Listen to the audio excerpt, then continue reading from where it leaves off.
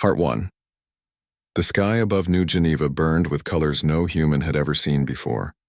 Not the reds of sunset or the purples of twilight, but sharp electric blues and sickly greens that pulsed like a dying star. It was not natural. It was the glow of alien ships, hundreds of them, hovering in perfect silence over the capital city of Earth's last diplomatic outpost. Below, the streets were empty, not because of fear, but because the order had already been given. All humans must leave. Not in weeks. Not in days. Now, Captain Daniel Brooks stood on the observation deck of the orbital station Helios 7, his hands gripping the cold railing as he watched the evacuation shuttles streak downward like falling embers. His uniform was wrinkled, his eyes bloodshot. He had argued for hours with the council envoys, pleaded even, but they would not listen. Their verdict was final. Humanity was too dangerous, too emotional, too unpredictable. They called it a mercy to banish them, rather than exterminate them. Daniel called it cowardice wrapped in protocol. The Galactic Council was made up of 7 ancient species, each older than human civilization itself. The Qatari, beings of living crystal who spoke in harmonic tones. The Zarathi, insect-like hive minds with razor-sharp logic. The Veln, gelatinous entities that floated in nutrient tanks and communicated through scent and light. To them, humans were children with fire in their hands, brilliant, yes, but reckless. They pointed to the Titan conflict, the Mars uprising, the Europa purge, wars humans had fought not against aliens, but among themselves. You cannot govern yourselves, the Qatari ambassador had said, voice chiming like broken glass. How can you be trusted among the stars? Daniel had no answer. He knew the history. He had lost his younger brother in the Martian civil skirmishes. He had seen cities reduced to glass by orbital strikes over water rights. But he also knew that humans rebuilt. They forgave. They learned. Or at least they tried. That counted for nothing in the council chamber. The vote was unanimous. Banishment. All human vessels were to retreat beyond the Perseus boundary, a line drawn through deep space that marked the edge of civilized territory. Cross it again and you would be destroyed on sight. Now the countdown had begun. Every human colony, every research station, every freighter within council space had 72 hours to leave or be seized. Families packed what they could. Scientists erased decades of data rather than let it fall into alien hands. Soldiers stood guard not against enemies, but against despair. Down on New Geneva's surface, Lisa Morgan worked frantically in a half-collapsed lab beneath the old university. At 26, she was already one of Earth's top propulsion engineers, though no one outside the system knew her name. She wasn't trying to save data or personal belongings. She was trying to save an idea, a prototype drive core that pulsed faintly in a magnetic cradle, humming with unstable energy. It was her life's work. A quantum fusion hybrid that could, in theory, fold space more efficiently than any known engine. The Council had outlawed such research, calling it reckless manipulation of cosmic constants. But Lisa believed it could give humanity a fighting chance out in the dark. She wrapped the core in thermal shielding, her fingers trembling not from fear but from exhaustion. Outside, a Zarathi patrol drone hovered past the broken window, its multifaceted eyes scanning for contraband.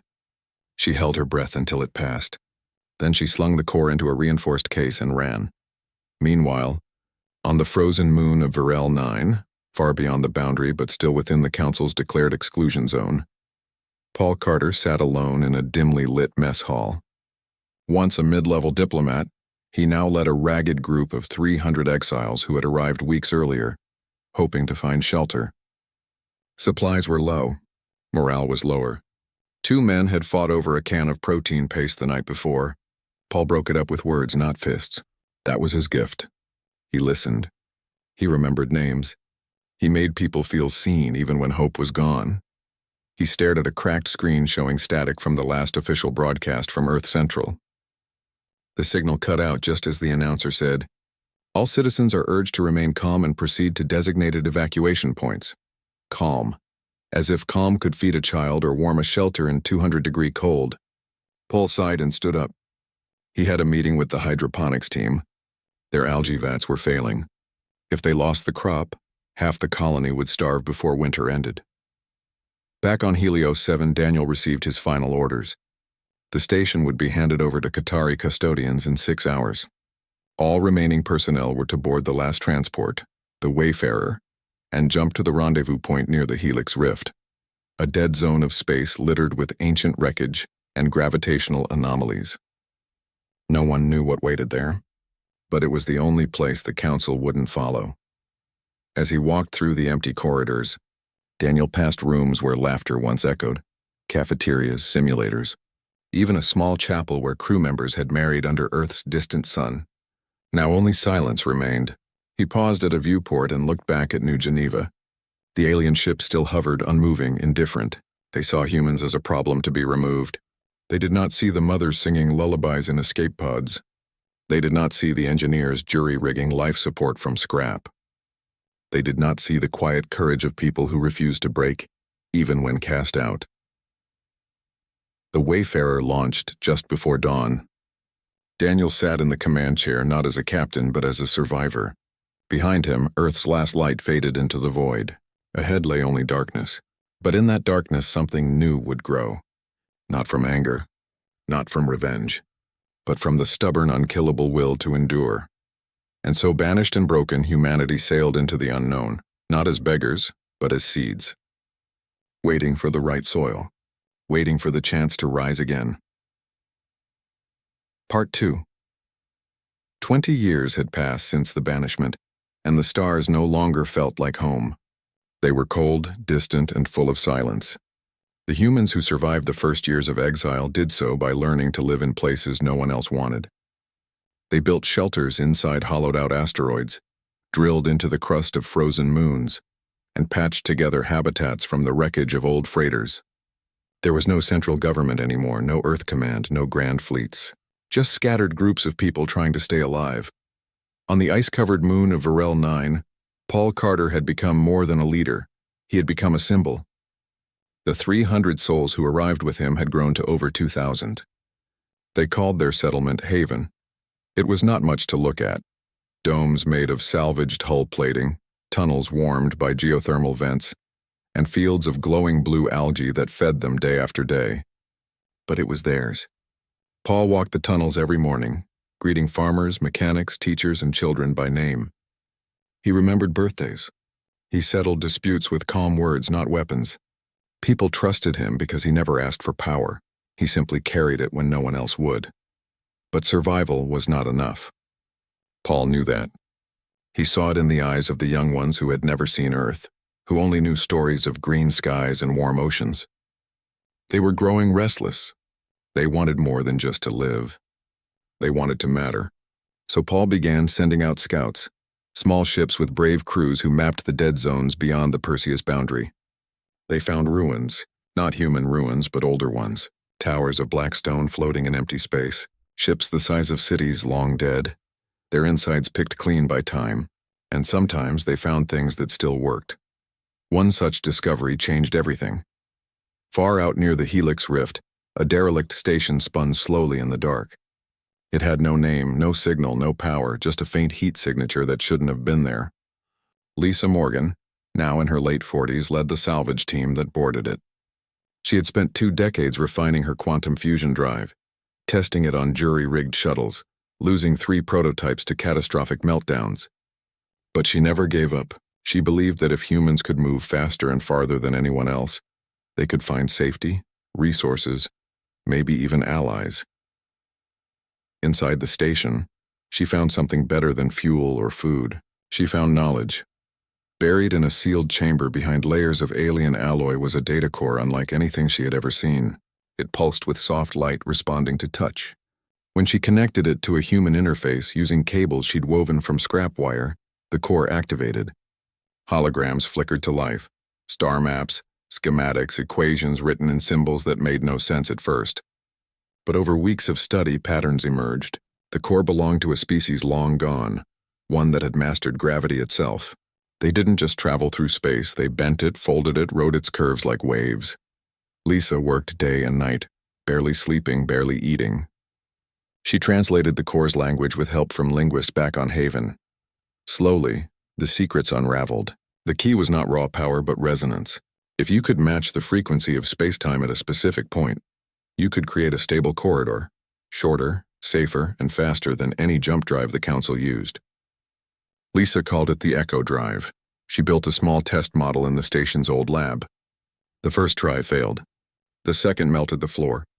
The third time, the shuttle vanished from one side of the rift and reappeared 10 light-years away, intact, cool, and silent. No radiation, no time lag, just pure, clean transit. When she sent the results back to Haven, Paul read the report 3 times. Then he called a meeting of every settlement leader within 2 months' travel. They came in battered ships, their faces lined with years of hardship. Some doubted her. Some called it a trick. But when Lisa demonstrated the Echo Drive on a live feed, sending a probe to a star system no human had ever reached, they fell silent. That silence turned into action. Within a year, Haven became a hub of activity. Factories were built inside asteroid caves. Smelters ran day and night, turning space junk into hull plates. Engineers once scattered across a dozen colonies now worked side by side under Lisa's direction. They began constructing a new kind of ship, one designed not for war but for endurance, speed, and unity. It would carry not just weapons but labs, farms, schools, and archives of human history. They named it the Aegis Dawn. But building a ship was not the same as building a people. Not all exiles wanted to unite. Some groups had grown used to isolation. They feared that joining a larger force would mean losing their freedom. Others remembered the wars on Earth and worried that power would corrupt again. Paul traveled to each holdout settlement himself, not with soldiers but with offers of trade, shared tech, and mutual defense. He didn't demand loyalty. He offered partnership. Slowly, the pieces came together. A mining colony on Series 12 sent titanium. A research outpost near the Ghost Nebula shared medical advances. Even former rivals like the hardened scavengers of the Razor Belt joined after Paul promised them a voice in the new order. They called it the Terran Conquered, not an empire. Not a military. A promise no human left behind. Meanwhile, Daniel Brooks had not been idle. After the Wayfarer jumped into the rift, he had taken command of a small fleet of refugee ships. Over the years, he trained crews, mapped safe routes, and defended convoys from space pirates and rogue AI drones left over from ancient wars. He never sought glory. He simply ensured that every ship under his watch made it to safety. When word of the Concorde reached him, he brought his fleet to Haven without hesitation. He stood beside Paul and Lisa as the Aegis Dawn's skeleton rose in the shipyard. It was not beautiful like the sleek council vessels. It was rugged, layered, built to last. Daniel ran a hand over its hull and thought of all the humans who had died in the dark, forgotten. This ship would carry their memory and their future. Out in the void, the Galactic Council heard rumors. Whispers of human activity beyond the boundary. Patrols reported strange energy signatures near the Helix Rift, but the Council dismissed them. Humans were broken, they said, scattered, gone. They could not possibly rebuild. Not in 20 years. Not without resources, allies, or hope. They were wrong. Hope was not gone. It had just gone quiet. And now it was learning to speak again. Not with shouts, but with engines humming, with hands building, with minds refusing to accept that exile was the end. The humans were no longer running. They were preparing, not for revenge, but for return. And when they came back, they would not ask for permission. They would simply be there, stronger, smarter, and united by the one thing the Council never understood, that being human meant never stopping, even when the universe said you should. Part 3.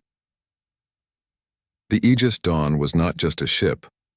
It was a promise made real. Its hull gleamed under the weak light of a dead star, layered with alloys forged from asteroid metal and coated in a self-healing polymer Lisa Morgan had perfected after 3 years of trial and error. Inside, corridors hummed with life. Gardens grew under artificial suns. Children learned history in classrooms that floated between decks. And in the heart of it all, the Echo Drive pulsed like a steady heartbeat, ready to carry them farther than any human had ever gone. But the Aegis Dawn was only the beginning.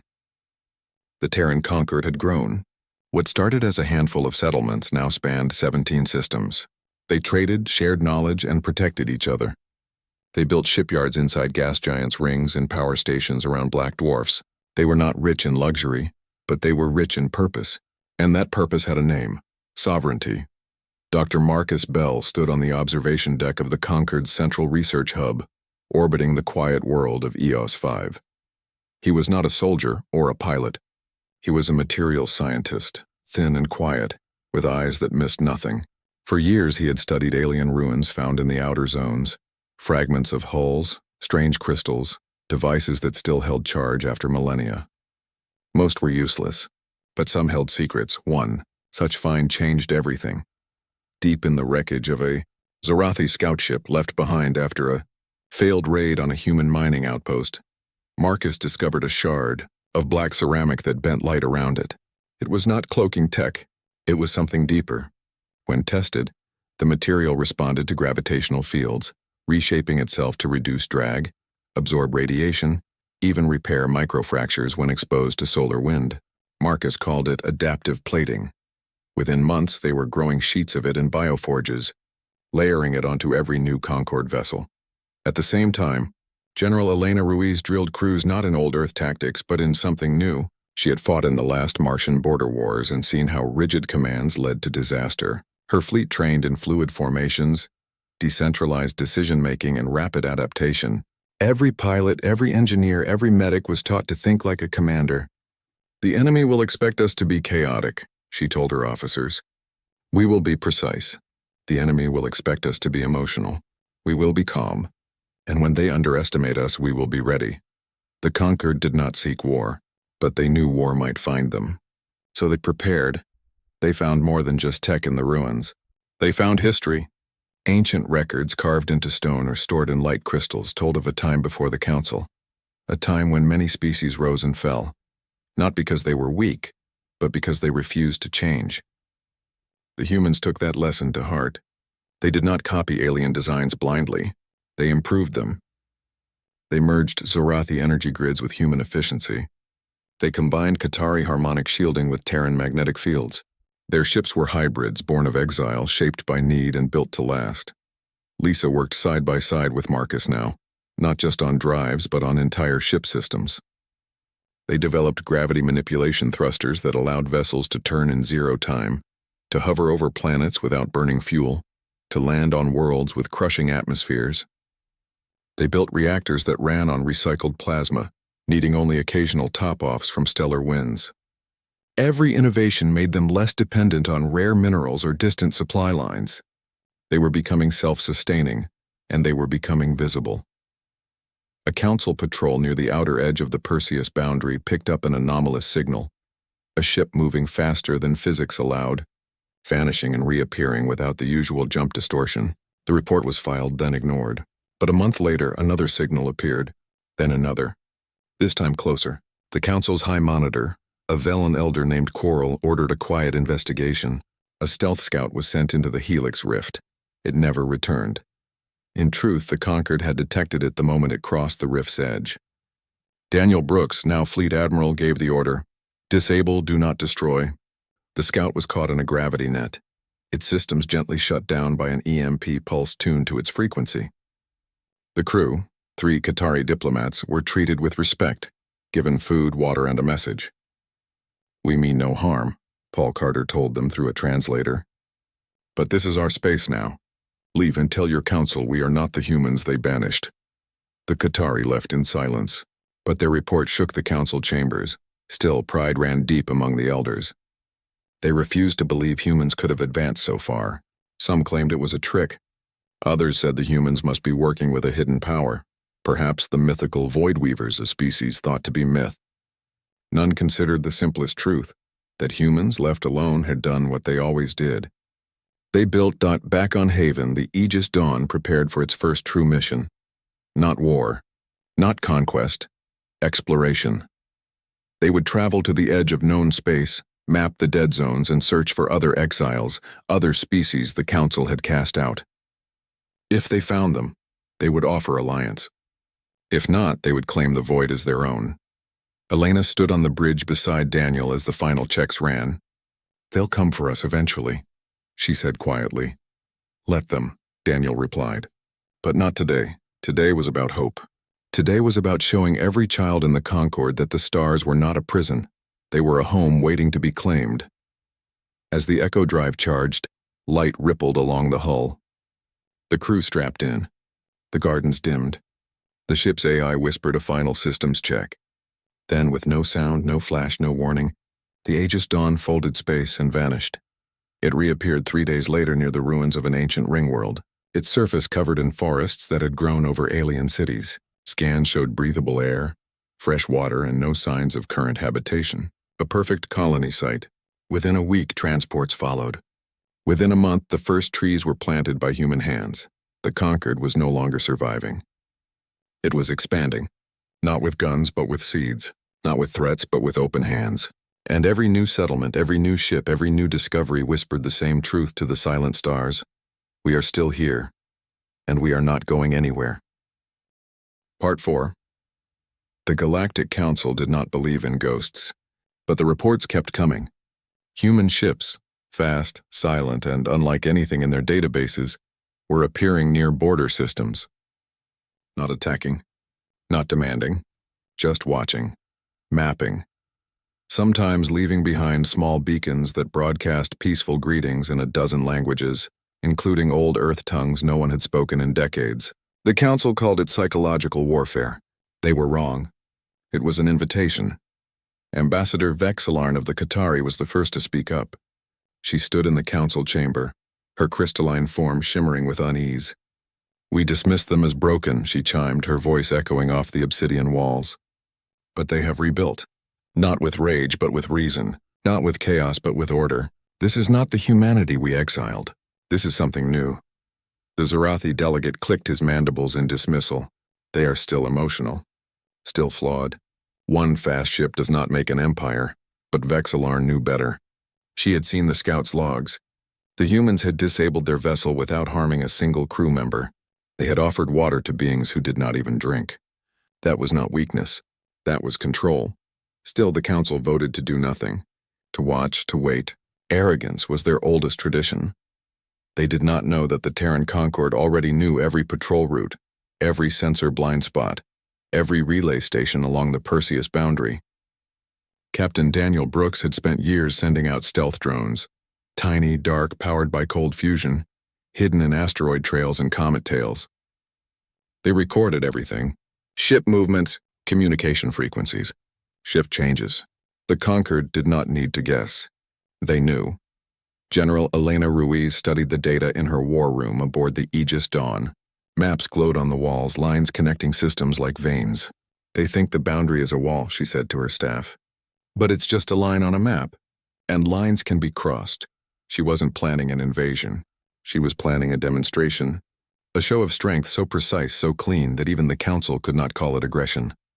The target was Kestros. Kestros was a mining colony on the far edge of Council space, rich in rare metals.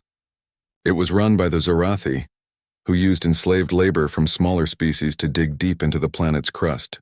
The humans had intercepted distress signals from those workers for years. Now they had a chance to act. The operation began at dawn local time. 3 Conquered frigates, sleek, black-hulled, coated in Marcus Bell's adaptive plating, dropped out of fold space just beyond Kestros's moon. No alarms sounded. Their gravity thrusters left no exhaust. Their hulls absorbed radar like shadows. They moved like ghosts. On the surface, Zarathi overseers patrolled the mines with stun prods and neural whips.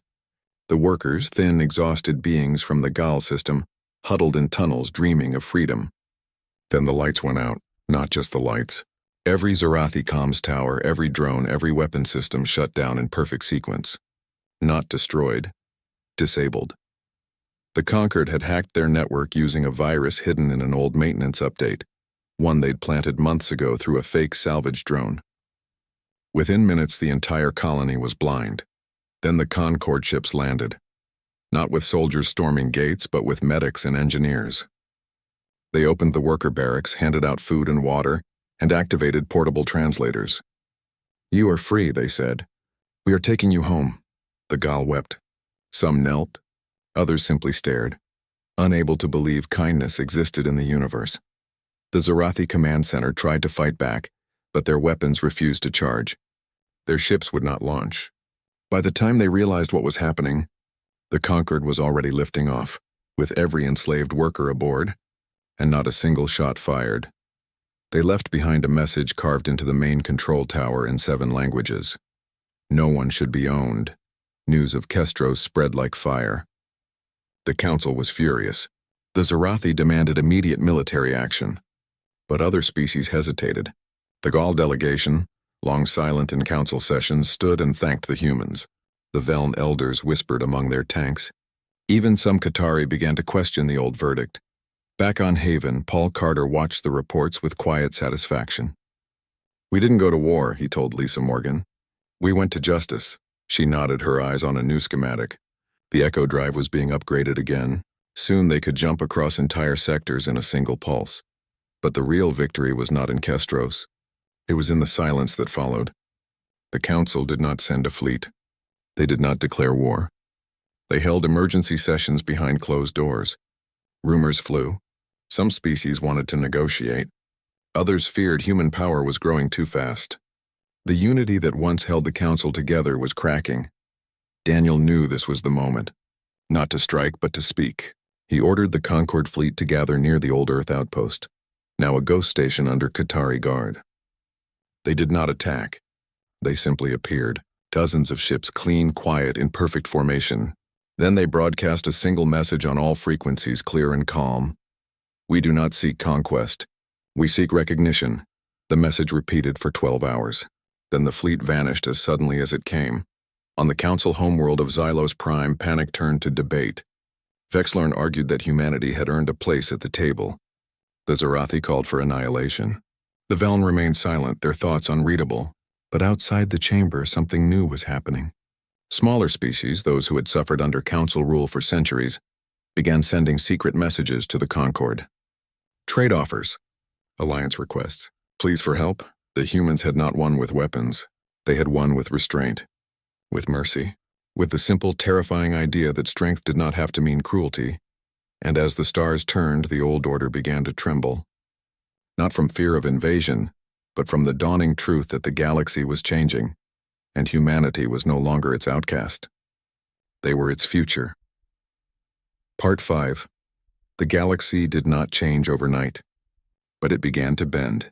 After the Kestros liberation and the silent show of force near the Old Earth outpost, the Galactic Council could no longer pretend humanity was gone.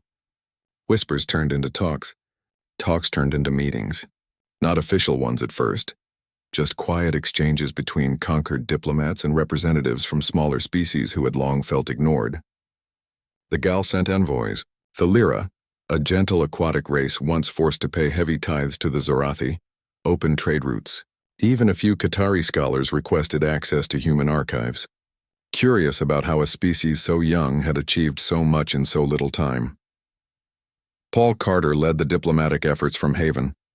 He did not wear a uniform or sit on a throne. He met visitors in simple rooms with real plants and warm light. He listened more than he spoke.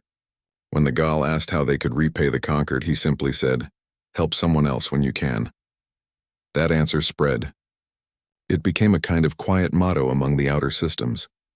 Meanwhile, the conquered kept building. Not just ships, but schools, hospitals, and data hubs where knowledge was shared freely. Lisa Morgan's Echo Drive was now standard on every vessel, and new models could fold space with such precision they could drop a probe into a planet's atmosphere without disturbing a single cloud. Marcus Bell's adaptive plating had evolved into full environmental shells. Ships that could land on molten worlds or drift through radiation storms and emerge unharmed. Elena Ruiz trained a new generation of officers who saw defense not as domination, but as protection. And Daniel Brooks, though he rarely left the Aegis Dawn, became a symbol of calm resolve, a man who had seen the worst of exile and still chose peace. The Council watched all of this with growing unease. The Zorathi pushed for war, but their voice was weaker now. Too many species had seen what the Concord did at Kestros. Too many had received aid during solar flares or asteroid strikes without being asked for anything in return. Even the Veln, usually unreadable, began shifting their nutrient currents in patterns that old observers said meant cautious interest. Then came the offer no one expected. A neutral world named Aurea 7, once a trade hub before the Council banned human presence, invited both the Conquered and the Council to a summit.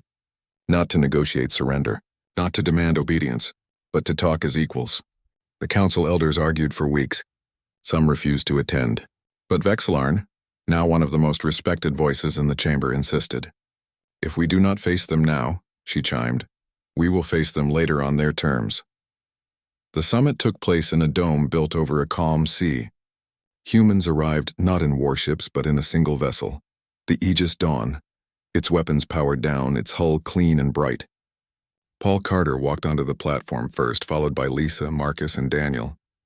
They wore simple gray uniforms with no medals, no ranks displayed. Just the Concord emblem, a circle with a rising sun inside. The council delegates arrived in shimmering transports, their forms strange and varied. The Zorathi clicked their claws. The Qatari glowed softly. The Veln floated in glass spheres filled with blue fluid. For a long moment no one spoke. Then Paul stepped forward. We are not here to ask for forgiveness, he said, his voice steady. We were not wrong to be cast out. But we are not the same people we were. We built something new, not to replace you, but to stand beside you if you'll have us. Silence followed. Then Vexlarn rose. The council once called you reckless, she said. But you have shown more restraint than we ever did. You could have taken Kestros. You did not. You could have attacked our patrols. You did not. You could have demanded revenge. You did not. That is not recklessness. That is wisdom. The Zorathi delegate hissed, but no one backed him. One by one, the other species voiced support. Not full trust, not yet, but a willingness to try. By the end of the summit, a new agreement was signed. The banishment was lifted. The Perseus boundary was dissolved. The Terran Concord would be recognized as a sovereign power, with a seat in the council chambers. Not as petitioners, not as subjects. As equals, the news traveled faster than any ship. On Haven, people gathered in the central dome and cheered, not with rage but with tears. Children who had never known Earth now knew they belonged to something larger. On distant outposts, miners and farmers and teachers paused their work and looked up at the stars. No longer as a prison, but as a home they had earned. In the months that followed, the Concord did not gloat. They did not expand aggressively. They opened their archives to all who asked. They shared echo drive schematics with species that promised peaceful use. They helped rebuild damaged colonies, even those that had once supported the banishment. Their strength was clear, but their kindness was clearer. Daniel stood once more on the observation deck of the Aegis Dawn, now docked at a newly built Concord Council joint station. He thought of the day the alien ships darkened New Geneva's sky. He thought of the cold years in the void, the fear, the loss, and he thought of Lisa's first working drive. Paul's quiet words, Elena's steady hand, Marcus's endless curiosity. Ordinary people. Flawed, yes, but never broken. The empire they built was not made of thrones or conquest. It was made of second chances, of people who refused to be defined by their worst moments, of a species that, when cast into the dark, did not curse the stars, but learned to sail among them. And as the Aegis Dawn prepared for its next mission, not to war, but to explore a newly opened sector beyond the old maps, Daniel smiled. Not because they had won, but because they had finally been seen, not as a threat, not as a mistake, but as humans. And that was enough.